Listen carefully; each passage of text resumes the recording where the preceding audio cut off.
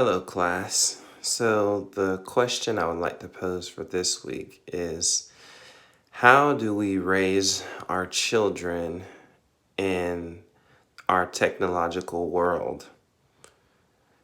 And the answer to this question would be that given the research that we currently have regarding the effects of technology on our children's development, our youth's development, and given the research on how technology is impacting the emotional health and well-being on our children and young people, one of the things that many health professionals, mental health professionals are encouraging is activities that stimulate healthy brain function and brain activities.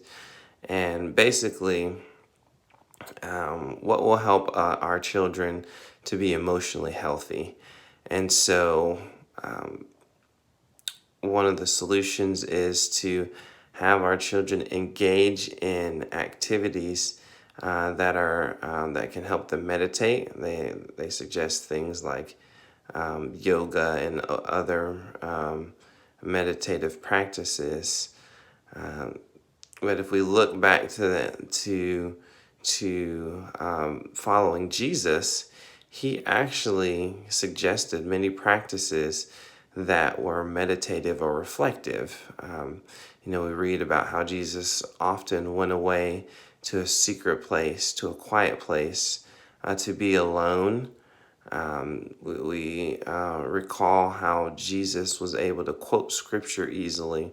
Well, in their culture, the Hebrew people, Jewish people, when they read scripture, they read it as a way of reflection. They didn't just read it for information's sake, but they read it in a way to be meditative. And basically, this goes to a lot of the spiritual practices that the early church had established, and spending time in prayer daily has proven to help people be more peaceful and calm and to reduce stress. So, getting back to spiritual disciplines, spiritual practices of reading, really reflecting on scripture, praying, being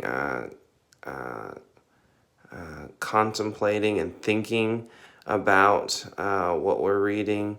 All of those are ways to help us become more healthy.